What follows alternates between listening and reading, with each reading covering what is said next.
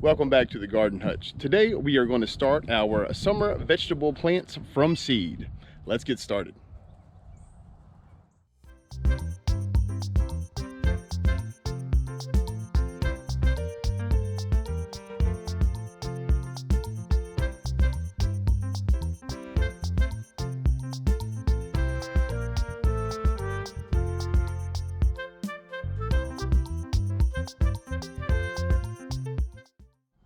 So today we are going to start our summer garden plants from seed. This is going to be an 8-part series where we start from seed and we go all the way to the permanent home in the garden. The goal of this series is to have a quick guide for anybody who would like to start. I don't claim to be an expert gardener, but we have had success starting all of our own plants from seed over the past few years. We thought it'd be a great place for new gardeners to start. So with all that being said, let's step in the greenhouse and get started. We all know buying the plants can be a bit expensive, but starting our seeds can save us quite a bit of money. A lot of these things are reusable as well. So the things we're going to be using today are, we have 2 different sizes of seed trays. We have our potting mix. We just got a cheap potting mix from the local hardware store. We're going to need a watering unit, our seeds, a couple popsicle sticks, a pin, ground cinnamon. So for the purposes of this video, we'll use these 2 growing containers. This will be for almost all of our vegetables. This will be for our tomatoes, and I'll explain that here as we go. For our basic vegetable tray, what we want to do is just go ahead, take your potting mix, and I like to fluff it as I go to make sure there's no large clumps in there that'll sort of prevent the roots from going through. I do like so. And I don't really use my fingers or anything. I'll spread it flat, sit it down, and use a companion tray and just press it down. This keeps me from compacting too much, for the seeds to go through. The idea is you want it a little fluffy so that the roots, don't have a whole lot of resistance as they're starting to grow. We're going to do the same basic thing for the tomato, except for we're only going to fill this container roughly halfway. And as we go along, I'll explain that a little bit more in detail, but tomatoes grow a little different than the rest of the vegetables, so we treat them a bit different. We'll do the same thing, put it in there, level it off, use a twin container to pack it down. After this, it's real simple. We'll just use our watering device. And you want to be really liberal with your water at this stage. You want this to be soaked all the way through. You also want to make sure that you put enough water to make sure the water comes out of the bottom.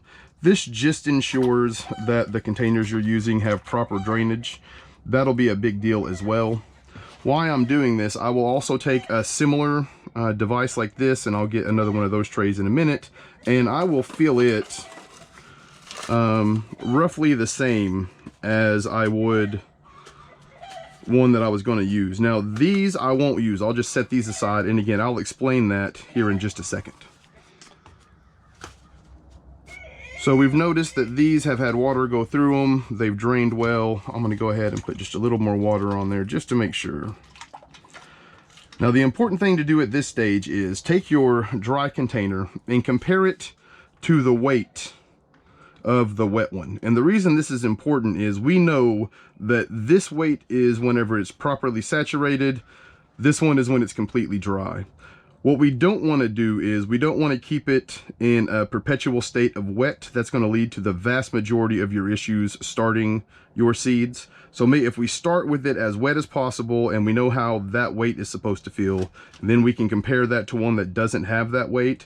What we can do is more accurately judge whenever we need to water it. So we want it somewhere between here and here before we water it. Here in the greenhouse, it gets a little warm. This week actually has gotten up to 70 outside, which puts it about 85 degrees in the greenhouse.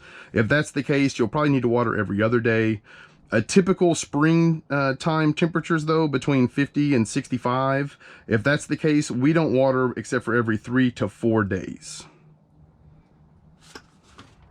So the next thing we need to do is go ahead and prep our seeds and get them into the seed cells. For the purposes of this, we are going to use our pimento peppers we're going to grow this year. I like to use one of these little tea saucers just because it's got the indentation in the center. If any wind or anything comes or whatever happens, I don't have to worry about the seeds getting blown off the tray. We're going to go ahead and plant 6 in this video.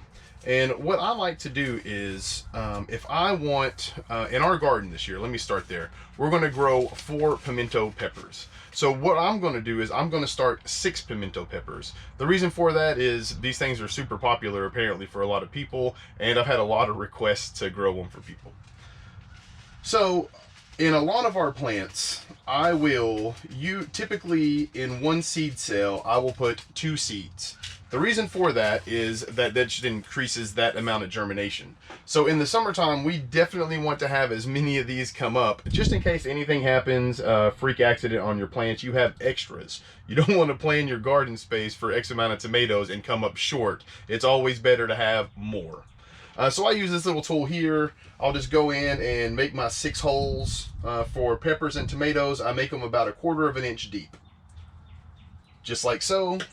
And then again, because I'm really comfortable with where we get our seeds from, we get them from a company called Urban Farmer. Almost every year, every one of the seeds comes up. So again, we only need 4, so I'm starting 12. I'm just gonna put 1 seed in each cell. I only do that though for my peppers and tomatoes. Everything else, I'll put 2 to 3. So we'll just go ahead and drop these pepper seeds.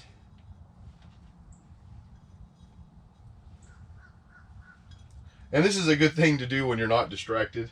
I cannot tell you how many times I've had a video playing in the background, or I was watching a game or something while I was planting, and I'll go to grab a seed and I'll look back and totally forget where I was at. So maybe do this part with a few less distractions. Once you've got the seeds in there, all you do is I just pinch over the top like so, kind of pat. I don't want to press down too much. Again, the idea is to let the soil underneath of it be kind of loose, so that as the seed itself and the plant develops, it's got an easier time for the roots to develop. We'll do that for all 6 of them. We use just these little popsicle sticks like so. These are ones that we've already used and put out our spring salads. I just flip them over. Yeah, it's not as pretty. We're not trying to win any beauty contest. We're just trying to save a buck. So I'll put it on here. Just write pimento. Let me make another point real fast on this. Always go ahead and mark your seed trays. In the past, I thought, you know what, I'll be able to tell the difference when they come up, blah, blah, blah. I got them mixed up. Especially whenever it comes to tomato varieties, I ended up having one Roma tomato in my cherry tomato beds. It's not like a complete and total disaster, but when you have a cherry tomato in your Roma bed, that can be bad because, you know, a cherry tomato is going to get 10 foot or whatever. So anyway, and then we just take our stick, put it in the seed. The last step that we're going to do is the ground cinnamon. Now, I bought this ground cinnamon from a bin at the grocery store marked 98 cents. Whenever I bought it, it was for doing my seeds. And I went ahead and got 2 of them. This was 3 years ago, and I haven't even used half of the first one. So I say that just to say, don't buy the expensive cinnamon, get the cheapest thing you can get, and you don't need very much of it. At this point, all you do is just lightly sprinkle. You don't really need to put a whole lot on there. Just make sure you do, cover it a bit. It's not going to hurt the seed germination at all. This is just an antifungal. So, if you've ever started seeds before, put them in a windowsill, sometimes they get a little white fuzz. That will hurt your seedlings. So I go ahead and do this even though I'm outside and I'll have direct UV light on these guys. I go ahead and do it just to prevent it. Again, it saves you a lot of money in the end. You consider we pay $3 for 25 pepper seeds. That'll last us through 2 seasons. And again, the germination rate on these are fantastic. So, you're spending $1.50 to have 12 pepper plants. If you allow the fungus or something to eat them or whatever, then you're getting less bang for your buck for every plant that doesn't come in. So real quick, I just wanted to cover the tomato plant. We go ahead and fill it halfway simply because tomatoes are unique. If you've ever grown them, you've seen the little hairs that come off of them. If you cover those hairs in potting mix as they grow up, they'll turn into roots and make for a more stable foundation. So what we like to do here is we just fill it halfway. As the tomato starts to grow up out of the top of it, we'll gradually fill it in with the potting mix. And as it continues on into the summertime, you'll have a much healthier root system on your tomato plant. Just so you know, we'll cover this a lot more extensively as we go on through the series.